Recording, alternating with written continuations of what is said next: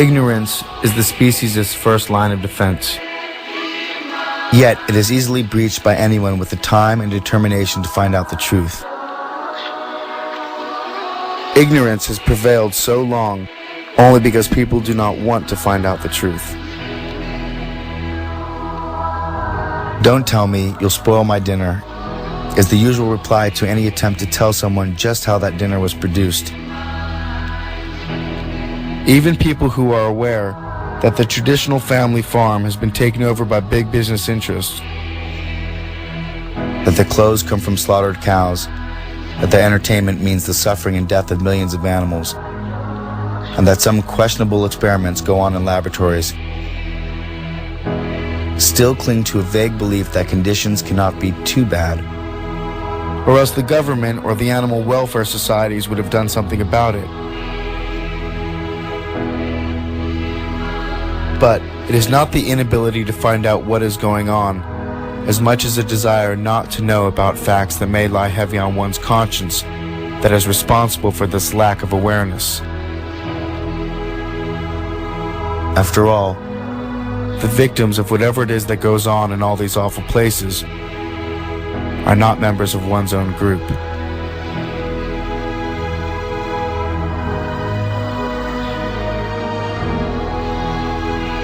It all comes down to pain and suffering, not intelligence, not strength, not social class or civil right.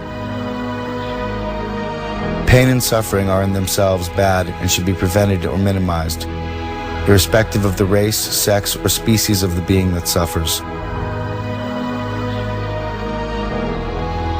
We are all animals of this planet. We are all creatures. And non-human animals experience sensations just like we do. They too are strong, intelligent, industrious, mobile, and evolutional. They too are capable of growth and adaptation. Like us, first and foremost, they are Earthlings. And like us, they are surviving. Like us, they also seek their own comfort rather than discomfort. And like us, they express degrees of emotion. In short, like us, they are alive. Most of them being, in fact, vertebrae, just like us.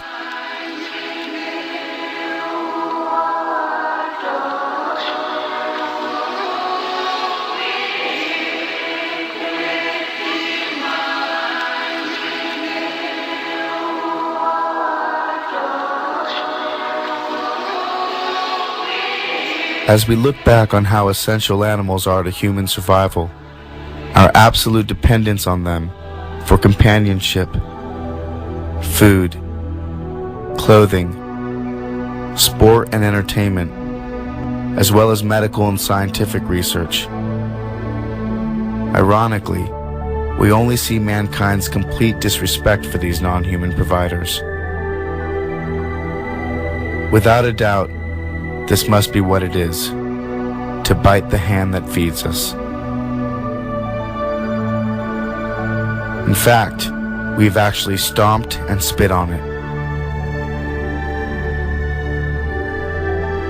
Now we are faced with the inevitable aftermath. This is evident in health reports due to our over-excessive consumption of animals.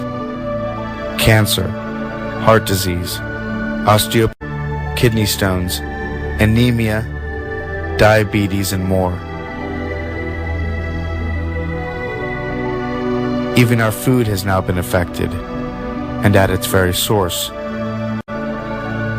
With antibiotics used to promote weight gain in animals who can't gain weight under the stressful, overcrowded living conditions in factory farms.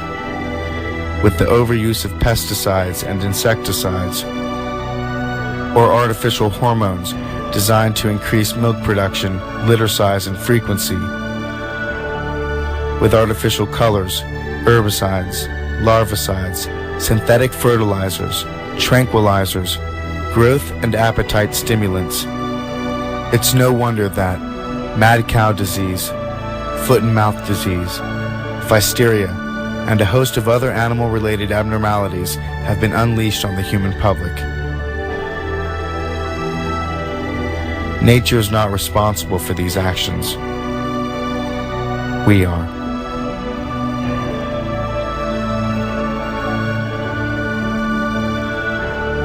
So a change is inevitable. Either we make it ourselves, or we will be forced to make it by nature itself.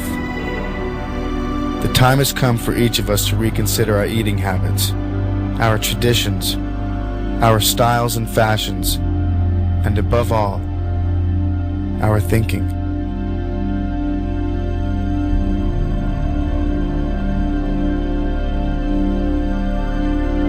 So if there's any truth to the age-old saying, what goes around comes around, then what do they get for their pain?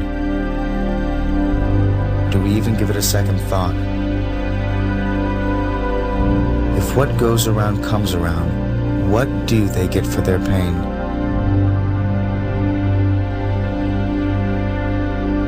They are Earthlings. They have the right to be here just as much as humans do. Perhaps the answer is found in another age-old saying, and one equally true. We reap just what we sow.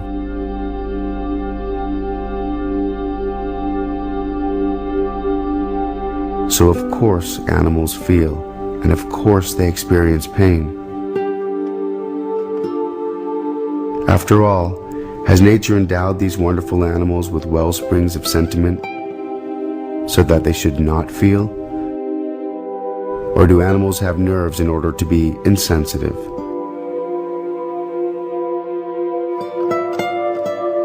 Reason demands a better answer. But one thing is absolutely certain.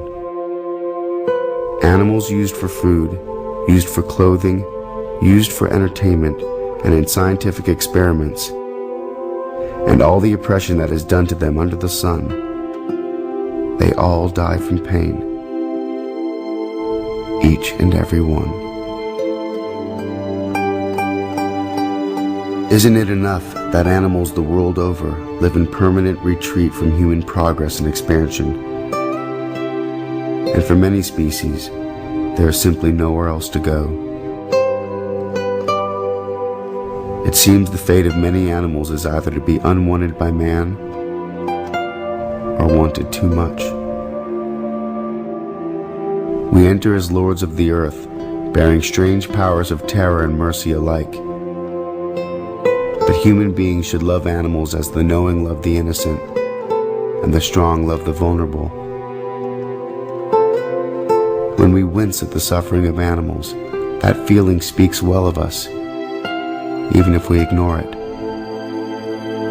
And those who dismiss love for our fellow creatures as mere sentimentality overlook a good and important part of our humanity.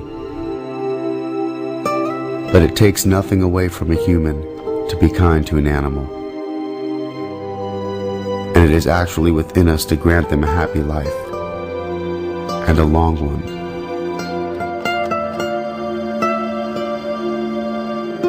On the heath, King Lear asked Gloucester, "How do you see the world?"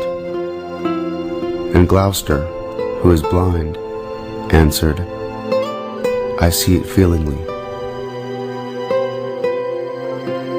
I see it feelingly." Three primary life forces exist on this planet: nature, animals, and humankind.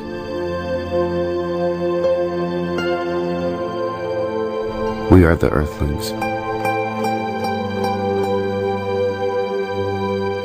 Make the connection.